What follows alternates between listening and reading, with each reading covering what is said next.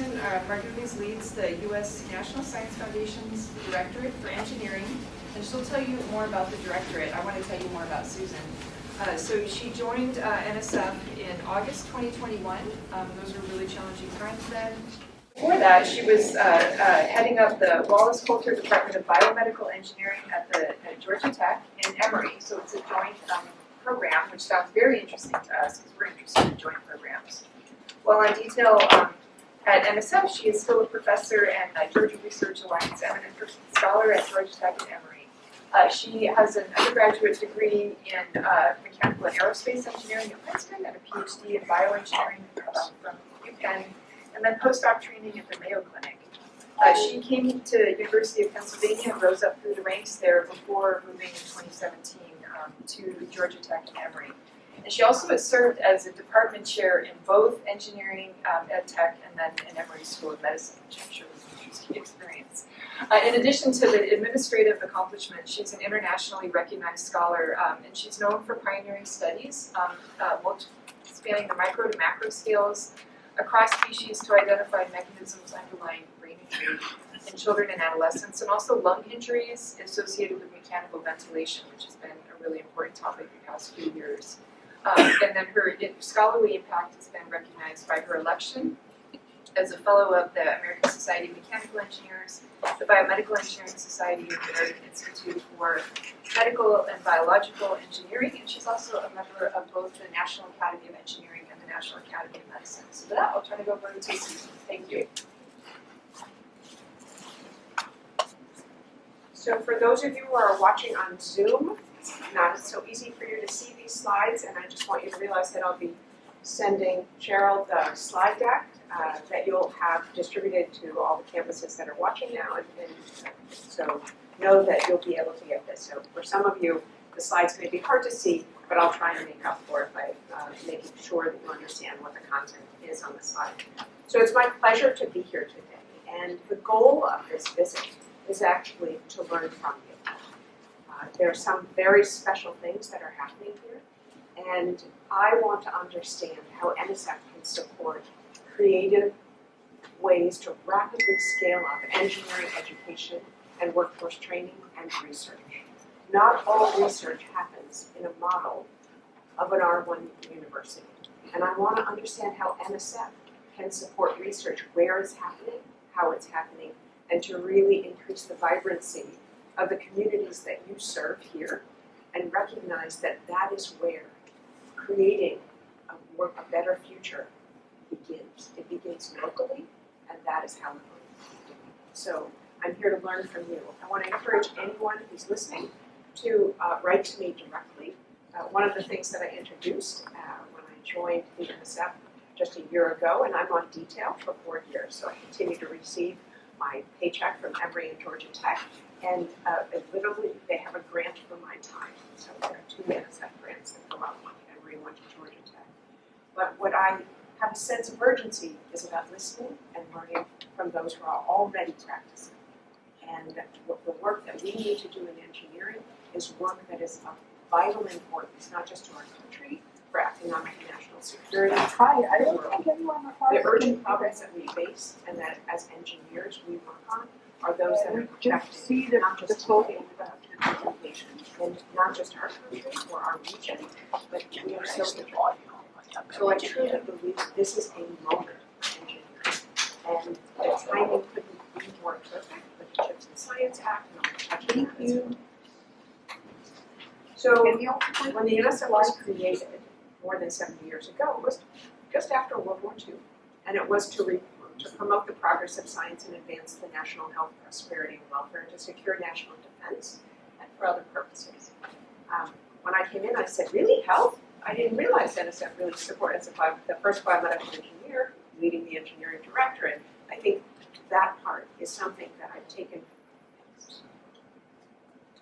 Perfect. That's the part that I think that we need to shine a light on how so many of the things we work on, whether it's the infrastructure of our country and how it relates to our national health, actually, health is more than about disease. Health is about creating opportunities for everyone to live a life and be included in the progress and the economic vitality of our nation. So I just on the lift ride here, I learned that next week I'm going to have updated numbers because we'll be in fiscal 23 and I can talk about what we did in fiscal 22. But these are the numbers for last year for 21.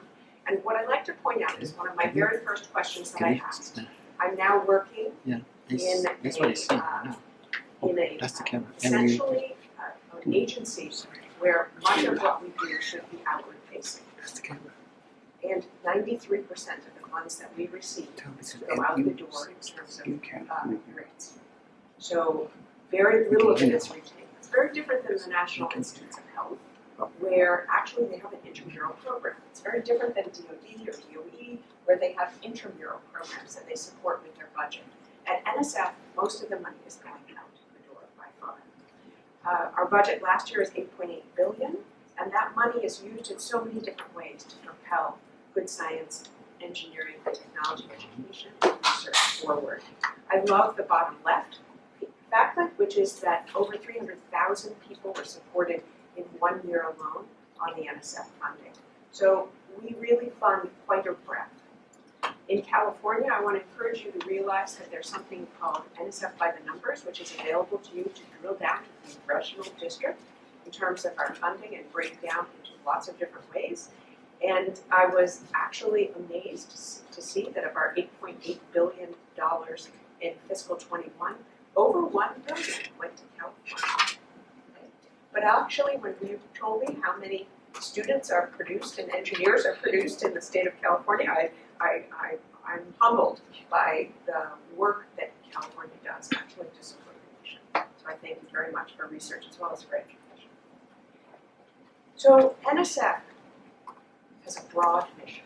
Yes, all of science. Yes, all of engineering. But yes, all of the scale. From a single investigator through mid-sized teams to huge centers, networks, and facilities.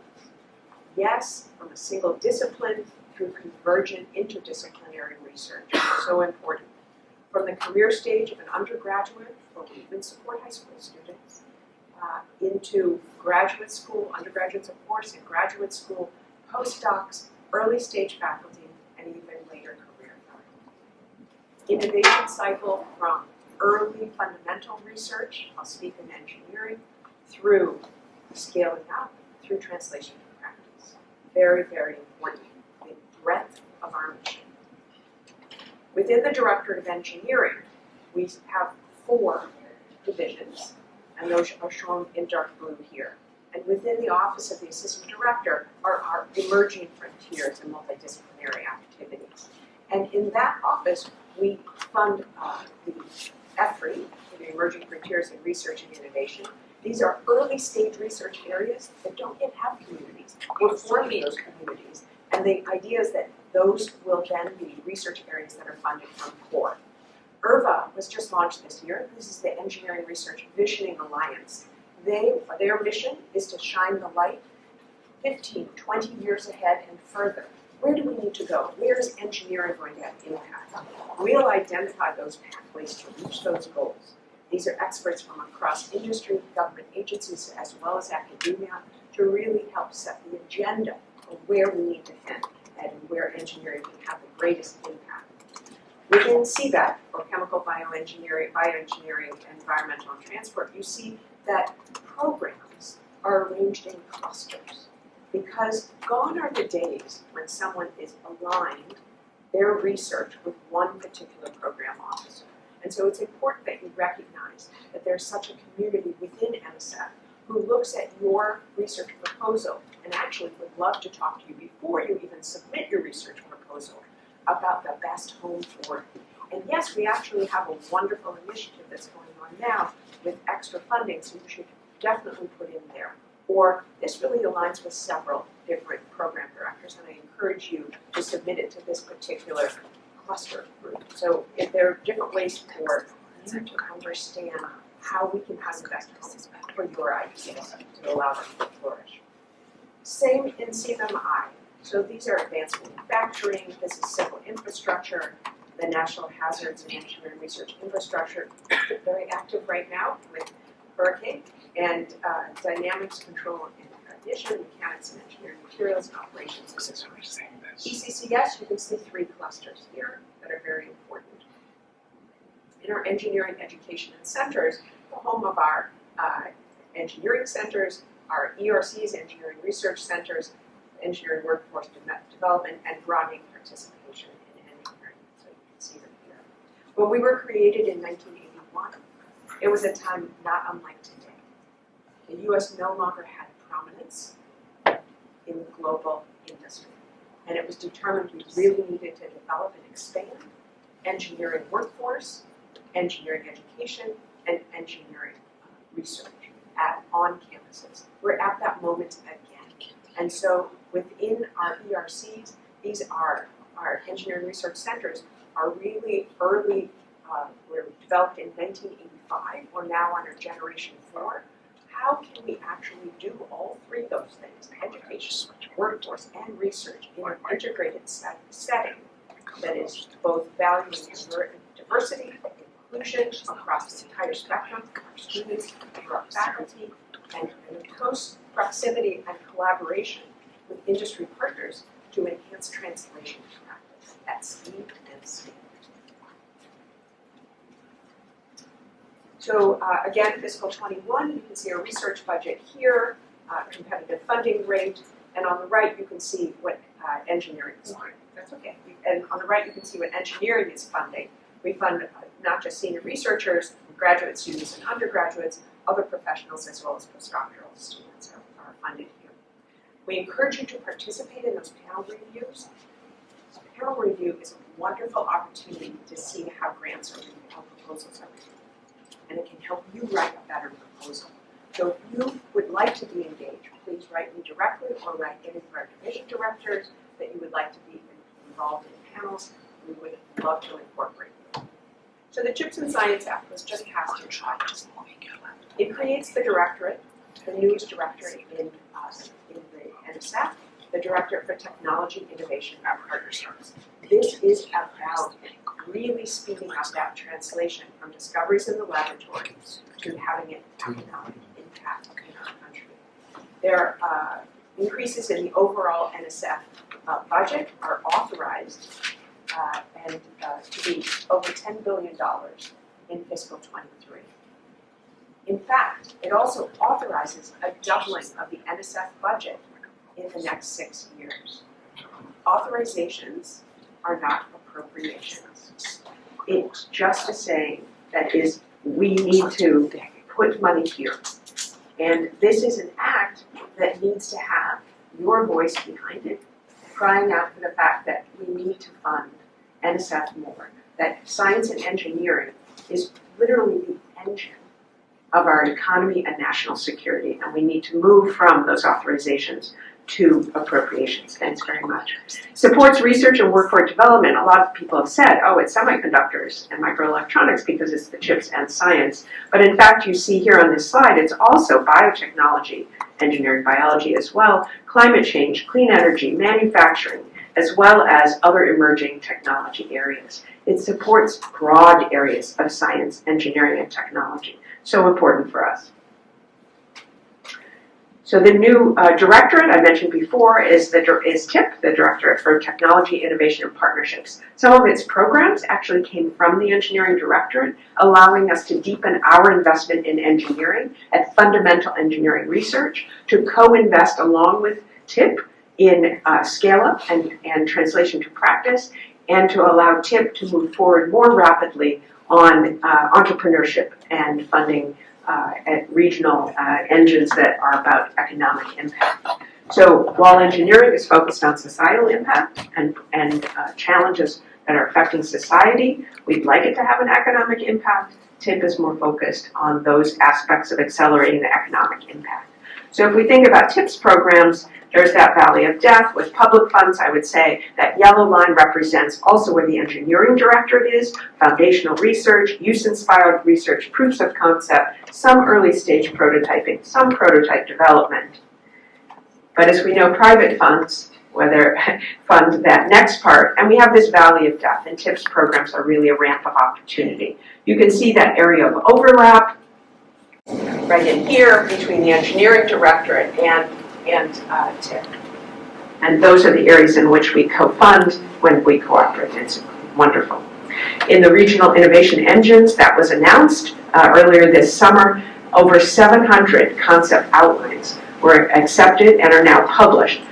There are concept outlines for every state and territory in the US, and there's no way that they're going to be able to fund 700 engines. So the idea is that this data is publicly available for us to mine, for those who submitted to coalesce into fewer submissions, and it'll be exciting to see the number of submissions and the breadth. Not surprisingly, areas of engineering dominate those regional innovation engines, and it is because engineering plays such a key role in getting basic discoveries to practice. And I try and emphasize, and I hope you'll join me in that effort, to emphasize the work of engineering. We don't just take a scientific discovery and make it happen. There is fundamental engineering research that goes into how you actually might take that science and generalize it or translate it to a number of different applications, and that is not just simply turning a crank. There's fundamental engineering research that's required there. In addition, there's fundamental engineering research that unleashes new ways for science to discover new findings. So that handshake between science and engineering is key. It is not a linear process. It is absolutely an integrated process. So the NSF budget is shown here. For several years, as you can see, the President's budget request was actually, the funding was always more than the President's budget request. This last year in fiscal 22, changed that tune. But every year, NSF's budget has increased, as you can see. Engineering's budget has also increased each year. And our goal and our hope is that with the CHIPS and Science Act, that engineering will see a much larger increase in 23 than we've had the increases in the previous years. Mentioned about the NSF mission. The engineering mission is one that we developed through a strategic planning process this year. Remember, I'm just in the beginning of my second year. Our mission statement that we came up with this year as a result of a lot of thinking about engineering being very active and engaged in creating a better world for us all, not just in our country, but in our world. So it's transforming our world for a better tomorrow by driving discovery, inspiring innovation, enriching education, and accelerating access. We really believe that these are the mission of our directorate. We have a track record of leadership and transformational engineering impact that comes even before our directorate was created in 1981. So you can see on the top NSF investments and on the bottom current impacts that are still reaping rewards of those early stage investments. These stories of early stage investments and impact are some of the ones that I'm trying to get to people who are talking to Congress to really understand how NSF really helps unleash the kind of technology and advancements that we have today, and you can see them here. If we take the Biotech Revolution, an early engineering research center that was funded in our first or second class, Sinberg was a synthetic biology, ERC, Engineering Research Center. They really perfected the isolation and optimization of genetic elements, which have been used, those techniques have been used in so many different ways, unleashing new avenues of discovery, tools to manipulate DNA strands, proteins, organoids, bioinformatics, computational and analytics to support that work, and engineering proteins and scaffolds to build functional systems. Ginkgo Bioworks was funded recently, launched with an IPO with multiple billions of dollars in that IPO, and they were the graduate students actually from this that were funded on this ERC, Sinberg ERC.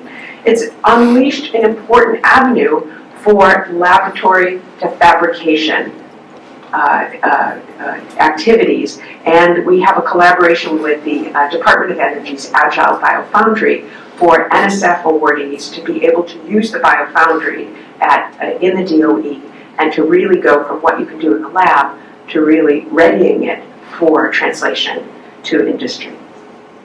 We have a couple of ERCs now that have been built on the shoulders of the SINBOK. So it's important to understand how the early stage investments at NSF and in the Engineering Directorate have really led to new avenues of inquiry and new disciplines of engineering, if you will. In wastewater surveillance, I'm particularly proud of this. Is actually making the headlines now with monkeypox. It has made the headlines with COVID-19, where genetic tools that we've funded in the 2000s, early 2000s, to identify genetic fragments in wastewater, I like to call it finding the treasure amongst the trash, have really led to increased sensitivity and specificity in detection. And we continue to fund this.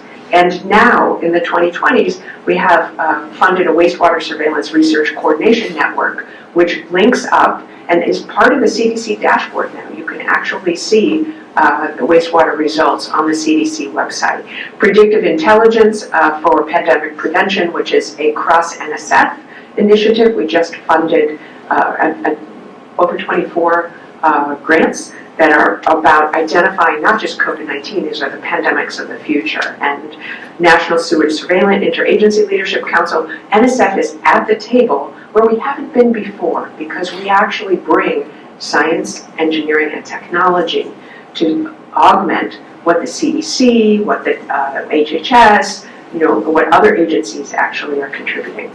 So the strategic plan for our directorate, as you saw, the mission, the vision, is to be a global leader in identifying and catalyzing fundamental engineering research, innovation, and education. And we have three goals: really to propel the transformational engineering approaches, to expand opportunities for people, and to catalyze purposeful partnerships. So what are we doing in here, and what do we have on the plate that you may be interested in applying for? So the priorities for fiscal 23 for the agency are, as you can see here listed, climate and clean energy, equity for underserved communities, the discovery engine that's agnostic in terms of research in engineering as well as in science, emerging industries, research infrastructure, we talked about the importance of that, so mechanisms that could support campuses like this one, and organizational excellence. That's an inward-facing NSF being more fiscal and efficient in terms of its organization. When we looked inward in the engineering director, we asked, what are our cross-eng priorities? As you saw, those clusters, we really serve the broad engineering community in the engineering directorate. But where do we come together across the divisions to co-fund, coordinate, and to really move forward as a unit? And these four horizontals are the areas that emerged that are really part of core, not special initiatives. We might have some special initiatives, but these are the things that are the river that runs through the engineering directorate that also coordinate with urgent global as well as national priorities. So clean energy technology and integrated power, climate change adaptation and mitigation, bioeconomy, biomanufacturing, next generation microelectronics and wireless, including components, devices, and systems. Of course, we also fund all of engineering. But when you ask me, what are our priorities? These are the priorities for the engineering directorate. They synergize with those of NSF and those of President Biden. Vertically are our values, which will infuse a structure within every one of our solicitations that come out. This is about broadening participation in engineering. We're never going to be able to reach that workforce that we need if we don't broaden participation. About equity, justice, and access when we think about our solutions. We talked about bringing communities to the table at the beginning, when you're formulating what the problems are to solve, identifying those avenues for solutions that are going to be adopted by a community. You must have those stakeholders at the table. So it's important to think about equity, justice, and access to those solutions. Sustainable and resilient solutions. We really need to think about tomorrow, not just solutions that will work for today. And pathways to partners for translation. We actually, as an agency, don't fund the entire spectrum. So we no longer, as a directorate, fund SBIRs and STTRs. They move to the TIP directorate. So when we think as an engineering directorate of where we're investing it's important that we identify those pathways, not leave our investigators hanging about what their next steps are, but create the pathways. And some of those pathways are to industry, so we have funding mechanisms that are joint between industry and NSF, and will help you find those pathways. So as an example, I mentioned this initiative on the wastewater slide. We just funded $26 million of development grants, and we anticipate that there will be some phase 2 center grant solicitations that will come out later this year and be funded likely in 24. This is about prediction for pandemics, monitoring, mitigation, prevention. So many areas of engineering that are engaged in this. This is including the biology, the computer and information science and engineering directorates, engineering of course, and the social behavioral and economic sciences directorate. Another one that I thought you would be interested in is the critical aspects of sustainability, innovative solutions to climate change. Supports basic research aimed at improving sustainability of resources. And you can see here that some of the topics here are reducing energy use, energy innovations that mitigate climate change. They could be across anything. It could be agriculture, it could be construction, it could be manufacturing, it could be healthcare, it could be chemical processes, enhancing greenhouse gas sequestration, and accelerating strategies for climate change adaptation. Natural hazards research and innovation, key in this area of the country. We have a dear colleague letter, affectionately within the agency, called DCLs. These actually are very important. I encourage you to take a look at. This is saying we especially are interested in proposals in this. It does not have a set aside, but we actually do want to fund things in this area. So these are our way of signaling to the community, please, if you have these go in to program officers, and you'll see the program director's names on these DCLs. And I encourage you to reach out and ask questions and find out if you're talking to the right program director. So this is about building research capacity and improving our understanding of the use, causes, and consequences, specifically of wildland fires. What we recognize is that it takes cross-disciplinary teams, and this is about forming those teams. So engineering research programs that are engaged are listed here, and our resilience research grants, one of which is I think on this campus, are so important. Last year this year actually, we funded $7.6 million and 20 new research projects in disaster resilience, and we have more under review now. So in terms of infrastructure, because we talked about infrastructure, a new type of infrastructure award was created. MRIs are up to about $5 million, major research and instrumentation. We talked about the need for even smaller ones, and so I take that back and I'll look at ways that NSF could fund things that are less than $1 million. But imagine now for a moment that we're above the $5 million limit, and R1s, our major mid-scale research infrastructure R1s, are actually from $6 million, up above $5 million to $20 million, and then R2s are above $20 million. And this is important. Major facilities start at $100 million. There's a lot of facilities that are needed in our country that provide broad access to all communities of investigators. And this is part of the armamentarium that NSF is providing the nation. In advanced wireless, this is a critical area, a strategic emerging industry. You can see here that we have several solicitations for spectrum and wireless innovation enabled by future technologies. A current solicitation out, national radio dynamic zones, and a dear colleague letter that just came out that requests opportunities for supplements for workforce development in spectrum STEM. In artificial intelligence, this is cross NSF interest. The AI Research Institutes, their competition is underway right now, and a collaboration with the National Institutes of Health in Smart and Connected Health. Biotechnology is another area that I mentioned that is of importance and I thought might be of interest to this group. You can see that there's an award here at San Jose that's featured on the right.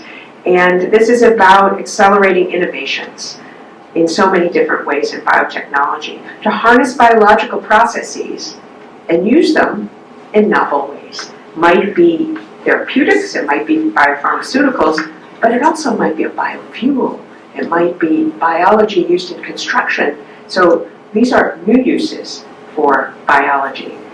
And the Dear Colleague letter that's at the bottom is sentinel systems that detect, recognize, actuate, and mitigate emerging biological threats. This is part of a suite of things available that address health, as I mentioned in the start, that is such an important aspect for mission for NSF. In future manufacturing, this one is squarely in the Engineering Directorate.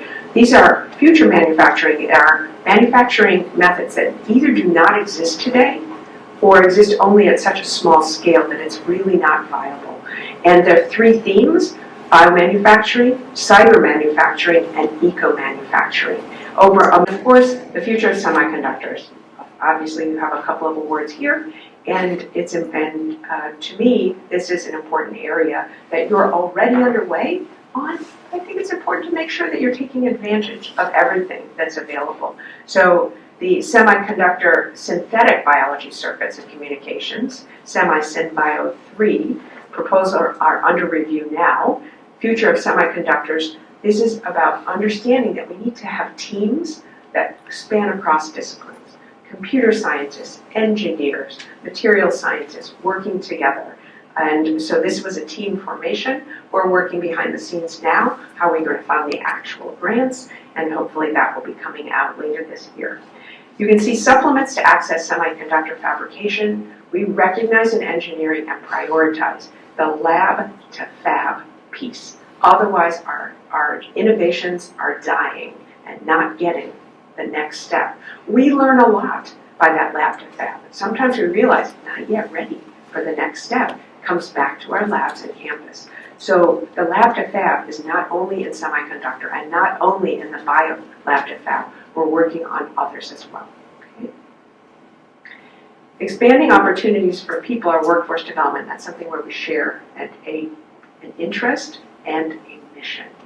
Research experiences for undergrads. We encourage you, we have one now in partnership with SRC to support RU sites on semiconductors topics. We are looking to expand those, so think about submitting additional ones. Research experiences for teachers. We also have for mentors, and non-academic research experiences for graduate students. These are for PhD students to have a roughly 3-month period in a non-academic setting during their graduate training.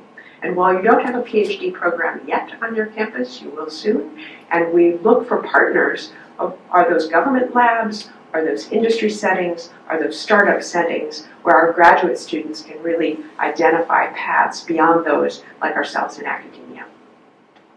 RED, or Revolutionizing Engineering Departments, is so important.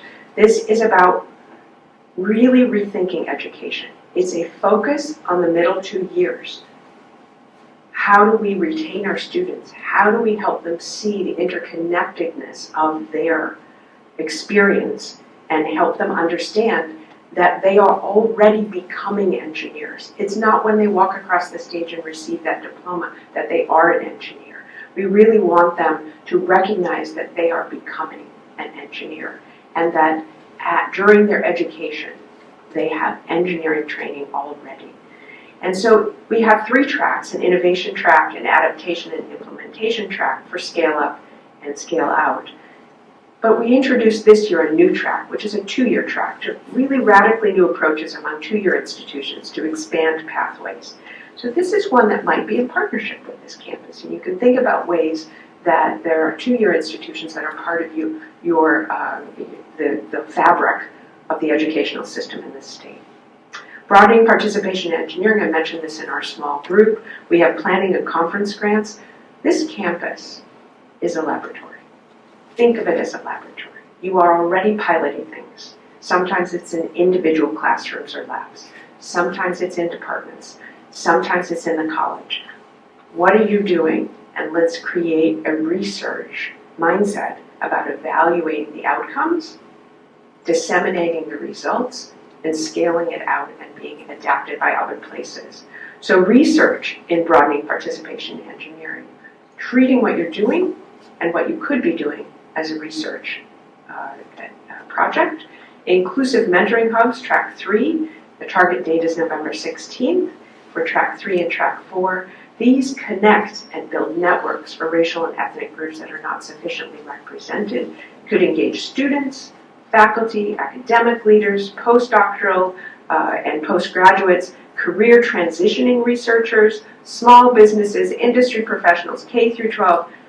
I actually think this campus could be submitting one of these, and I look forward to having you work closely with the Division of EEC, which is leading this initiative.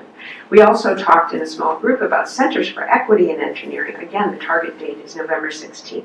The dean needs to be the PI on this one. This is about catalyzing a culture change in the engineering college to create equitable and inclusive practices that recruit and retain diverse communities of students. You have a wonderful laboratory here. And I think that what you do here is great and can be disseminated, but also this provides an opportunity for you to have self-reflection and to think about what your next plans are and what you've learned from what you've done. Early career support for faculty includes postdoctoral fellowship program. We'll be accepting applications for the spring 2023 cohort soon. It's called eFellows. It's a grant that we provide to the American Society for Engineering Education, and they're doing a wonderful job. Over 65% in the last 2 years of the recipients of these 2-year postdoctoral fellowships are women, and over 35% are either Latinx or Black or African American. So more than a third of them are doing their research on minority serving institutions. So although you don't have a doctoral program, you might want to recruit those who have this funding, because essentially they have a stipend for 2 years, and think about making those connections to bring these fellows to this campus and think about them doing their research here with faculty here. Engineering Research Initiation is another grant mechanism that is the faculty here are eligible for. The deadline is October 11th. It's coming up. It supports new investigators as they initiate their research programs. Think of this as pre-career award. This provides funding for individuals who are faculty in non-R1 institutions, and it can be time, it can support students in your lab, it can support research supplies, and it can support equipment, as well as travel. So please think about these. They're so important, and they're important across our entire directorate. Faculty Early Career Development or Career Awards, that deadline we just passed. I have to tell you, being on the other side, I've reviewed career awards, I've submitted, my first grant was a career award, and first NSF grant, and seeing the size, let me just say that there is a deluge that comes into NSF on the day that they are due, because like anyone else, there's it's a deadline. We've actually eliminated deadlines for the engineering director for many things, so the number of submission issues that happen between 4 o'clock and 5 o'clock on the East Coast is amazing. And I got personal telephone calls. My landline hardly ever rings. People were having trouble uploading, but more importantly, really finding the right review panels for the diverse set of applications that are submitted is taken very, very seriously. These are such important grants. So catalyzing purposeful partnerships, we have a mechanism called our Industry University Cooperative Research Centers. You don't have one here. You might want to think about one, okay? So these advance pre-competitive research, very basic research. You need to bring in industry partners into this. They actually pay in as paying members. The IP is all worked out by NSF, and this is such an important educational experience for the faculty to be guiding their research to be of interest to industry. It's very foundational research. Your students get exposure to industry exposure to the students, and this is about the research, the education, and the workforce development in these programs. So San Francisco and San Jose has one, the Wildlife Interdisciplinary Research Center. We're funding 84 of these, and you can see that there are 110 universities, over 700 students that are engaged currently. 750 industry members, federal members that can be partners as well. Importantly, and I think one that could be taken advantage of here, is that there's a collaboration with two-year institutions via the START program, and that was a supplement that was provided to existing IUCRCs. Engineering research centers, as I mentioned this before, we currently actually have 15 current centers. We just graduated 3 and added 4. So as of 21, we had 14, and you can see the breadth of the country that is included in these centers. These have an added emphasis on integrating convergent research, workforce development, as well as education and a culture of diversity and inclusion, creating value. We have metrics of societal impact that are required. And because industry, again, like the IUCRCs, is engaged at the very start, the test beds that are part of an engineering research center is key, along with those industry partnerships in hastening the translation. So this is a long investment, $50 to $60 million. We're thinking about how campuses that are not yet geared for big center grants, how can we provide an opportunity with funding for readying campuses and their faculty for a mindset for centers. When the emphasis is on just making the time in your day for your individual research, that's one thing. But to take the leap for a center it requires, I believe, some NSF investment. The 4 research centers we just launched are listed here. The breadth is fascinating. Advancing sustainable and distributed fertilizer production. This is about recycling, capturing, recycling, and producing decarbonized nitrogen-based fertilizers from animal waste. An ERC for precision microbiome in engineering. This is thinking about our built infrastructure and that actually we have a microbiome in our environment. How can we manipulate it for health? And the ERC for hybrid autonomous manufacturing, moving from evolution to revolution in the lower left. How do you get from a makerspace to actually ramping that up? And an ERC for Smartscapes is a collaboration between New York City and Florida about livable, safe, and inclusive communities through real-time, hyper-local technologies for streets and their surroundings. How do we get services to communities? I wish we had it today for Florida. This is one that I think might be an interesting one for this community. This is a civic innovation challenge. This competition is underway right now. This is now in its 2nd or 3rd year. This is a relationship between NSF, the Department of Energy, and Department of Homeland Security. And it builds cohesive research innovation to launch. Imagine that there's a pilot that's 4 months long where you're working with a community group about an idea that's going to serve that community group. And the pilot is about how feasible this is.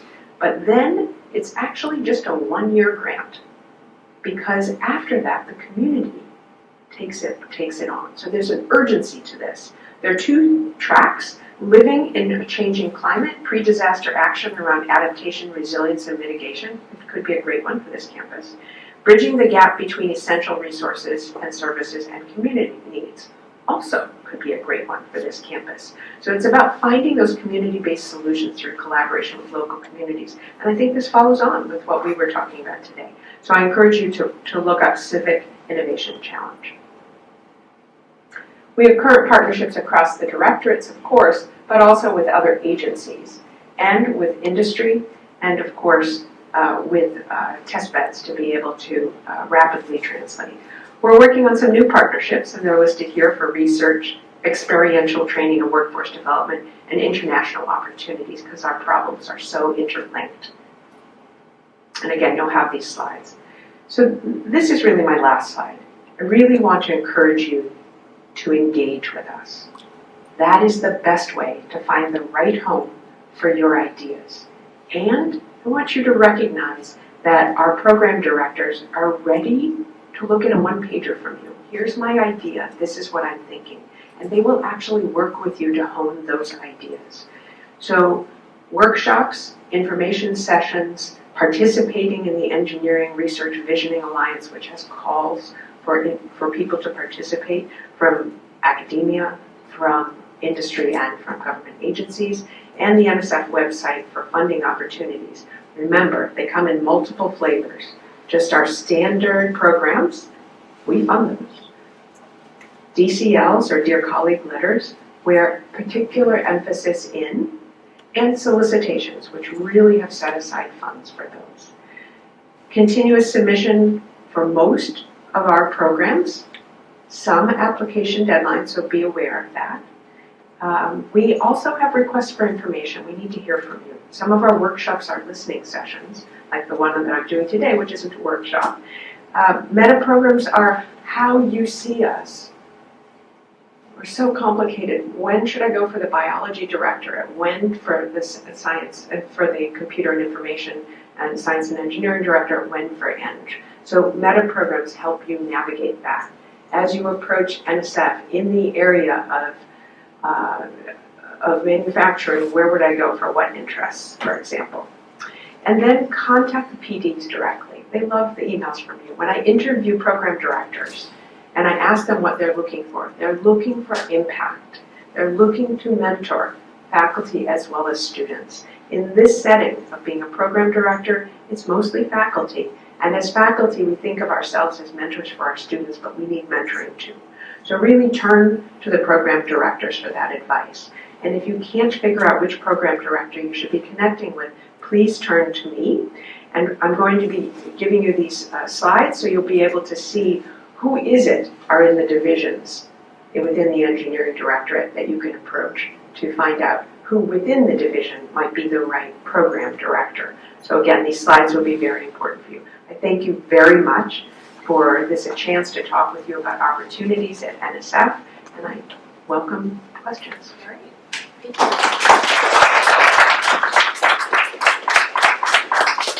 So I think we'll take questions from folks in the room, and then there may be questions from people on the chat. And I think we may need to do a restating of the questions into the mic also. So go ahead. Thank you. Thank you very much for your talk. Very inspiring. And I was wondering if you would be interested to collaborate with professional organizations such as IEEE to promote your program to their members. Definitely. So this week I gave a talk as a lunchtime seminar to the American Society for Civil Engineers. They gave me a title. I didn't quite use it. You get a chance to sort of answer part of the question. In this case, it was I didn't quite use all of their title, which was Pass the Chips. I thought that was very cute. CHIPS Act was passed, but now we need to get from authorization to appropriation. So I would be happy to work with IEEE, very much so, because IEEE has a huge membership, and as one of the longest established societies, there are important roles that they could play, and I look forward to working with you. And what were you thinking of? I am thinking we have a board called IEEE Educational Activity Board, and we like to promote your program to our members through that. I would love that. So I would be happy to work with the IEEE to promote IEEE, to look for how we could collaborate and partner. I come up right afterwards, and I'll give you a card and reach out to me directly. Thank you very much. I'm sure that there's going to be a line to talk to you afterward from the audience. So I will say we do have another meeting that'll begin probably a few minutes after 10. So we will try to get maybe some additional cards. Sure. Follow up. Thank you. Good. Yeah, great. Do you have other questions on the chat? While he's looking, are there other questions in the room? Yes. It's more of a comment or kind of sharing our experiences because, this is I'm here to listen. mission. Yeah. I think that, we're in a unique position where teaching matters, I feel, a lot more at our institution than our one institution. And when we have to, when priorities collide, we're much less comfortable sacrificing our teaching quality in order to pursue more grants or conduct research. And on the other hand, if we get grants to kind of offload or get released from some of the teaching load, I feel we're doing a disservice to the students because our students don't have other avenues and other resources for enrichment. What happens in the classroom is much more important than at other institutions for students that, have higher incomes, families that allow them not to have to work while studying. So we're in a bit of a catch-22 where, how do we kind of trade off, doing more research without sacrificing the time that our students deserve to have with us in the classroom? So it's less of a question and more of a statement that there's a tension between the educational mission, the teaching mission on this campus, and the mission of increasing research. And there's also the value that is not just from the administration, but a faculty member who joins this faculty. It has that value of the impact that you can have in the classroom and how you can really propel a student's future through that experience in the classroom. And so that tension between reducing the quality or the quantity of the time that you're spending in the classroom in order to make the time for research is real. Did I capture that? Yeah. Okay. So I'm partly here to hear from you. So given that setting, and given the awareness that engineering has very valuable experiences that are experiential pieces of learning, how can we create a model and mechanisms of support that actually would support that? So when I think about projects that happen as a part of a class, when I think about problem-based learning, where the problem is one that could come from your research, and the army of the students in the class are now engaged as researchers to generate ideas, or bringing students into the lab to test various materials when you're thinking that this is an area of the idea of trying to identify synergies between the experiences that are learning experiences for the students and your research program, I think are opportunities that we could really expand that space so that it really is a win for the students. We all know that when we bring our experience into the classroom, it really actually cuts short that, why am I learning this? How does this relate to what I'm going to need in the future? I taught classes for 24 years, and from freshmen through seniors, and I emphasized undergraduate education in my teaching. Those 24 years, I have many fewer graduate courses, and I was put on a lot of, we got a problem with this course. So as a faculty member for 24 years at the University of Pennsylvania, I taught 17 different courses. So you know how painful it is to take on a new course. And even if you're given all of the notes and this, it's still, you've got to make it yours, and it's a lot of work. So I actually did not have the teaching load of here, but I think many of you would be surprised that in an R1 institution, I've done 17 different courses. So I understand that challenge of helping make what the material of the course real and identifying those applications. And I think the opportunity space is linking it to your research. Yes. It's with a question of And if there are mechanisms of support that you can think of, please let me know. Yeah. Yes. Yeah, maybe to follow up on Bernadette's question, so I am interested in sort of opportunities to fund maybe course development in of itself. So we're actually already on an NRT award for this with quantum technologies, but it's something where I'm in the physics department. Physics has taught this material for a long time, but we're trying to understand how to teach it to engineers and how to even maybe do some education research around that, and if that's something that maybe Yes. So in our engineering education within EEC, and it's engineering education and centers, we have a cluster that is engineering education. And so I encourage you to reach out to them, and you can always go through me and I'll connect you. Yeah. All right, and then Anand and then Jacob. Yeah, so I was wondering, research at our institutions, I mean, it has a different flavor, and we cannot keep up with what happens at Penn or Georgia Tech, for instance. So I was wondering if there would be more programs that would support research at institutions such as ours. So I know you have the RUI and the ERI, but as you well know, it's not large pots of money that specifically go into these. I think we still compete with some of the other ones. So are there things that you could do which are which only we could apply? I mean, places that do not have a doctoral program, they may have undergraduate master's program, and the money is only for research at these institutions, and so that we compete with the like group and not with our ones. I think that would really help us to push our research up, and not only for early career, but also professors who have been here, and then we can have sustainable funding. Even only through this mechanism, then we could continue publishing good quality papers, but they may not be, what NIH may call it, significant research. You see what I'm saying? So they are important, but not necessarily that would ever get cited in Nature or Cell or whatever. Okay, so I think, the importance of increasing the funding, so just for everybody online, increasing the funding in the RUI and the ERI programs, but also identifying that there are a lot of people competing for that funding. Yes, pool. and also even having a separate, program only for non-doctoral institutions where only we could apply and we could compete with like folks.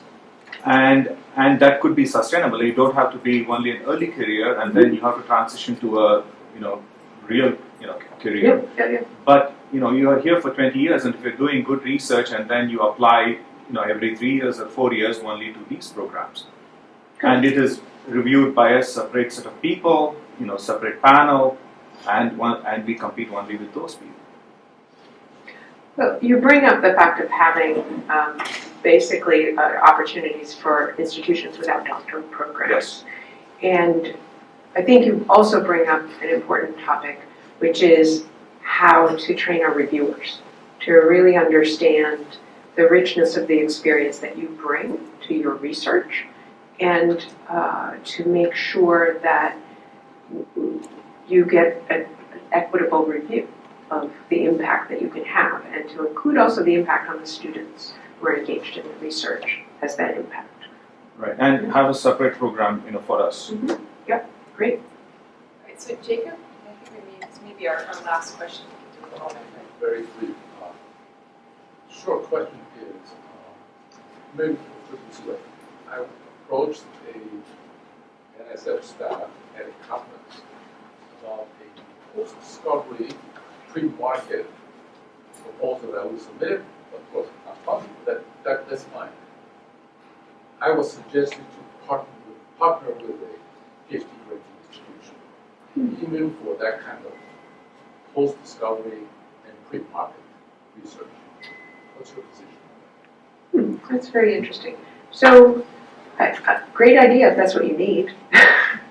The solution to take something that is post-discovery and pre-market, and that the next step that you needed, the recommendation that you had was to partner with basically an R1 or doctoral granting in campus. Is that what you? In this case, we found the IBM fellow, also a member of the National Academy of Okay. Engineers, to work with us. Mhm. But we didn't include any R1 university in the proposal. So the suggestion was, go find a partner. So we're probably mostly or all engineers in this room. I will tell you that in my 24 years at the University of Pennsylvania, I would come to a table of administrators and I'd say, wait a minute, what's the problem that we're trying to solve? That this is the solution.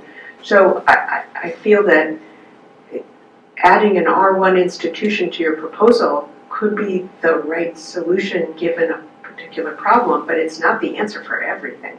So I would welcome talking with you more about this, because actually there are a number of mechanisms that could be used for that.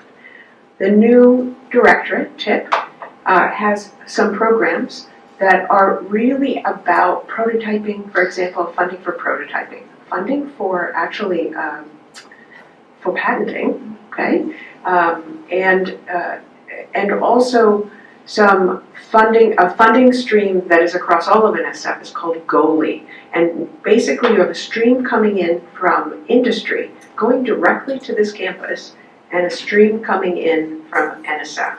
So it's a co-funded project.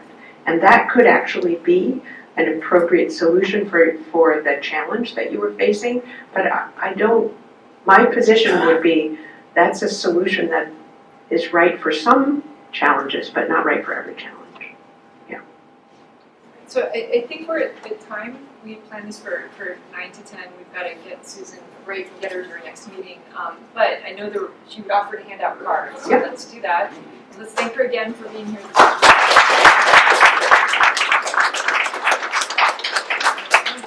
A lot to get excited about. I'm also excited to see some of our colleagues from the College of Science. Thank you so much for coming. Oh, so there are some non-engineers. Oh, absolutely. Yeah. I want to thank you very much for, I did write you a couple of weeks ago and drop this bomb saying, I'm going to be in town, can I come? Yeah. And thank you. I look forward to not just learning from you today, but to continuing to learn from you. And let this be an opening of a door that I welcome your guidance. So these types of suggestions about how to actually fund the work that you're already doing here, so that we're not trying to actually create a different model of research and education, but actually to support the model that you have, which is working well for your students and for your faculty. Thank you. Thank you so much.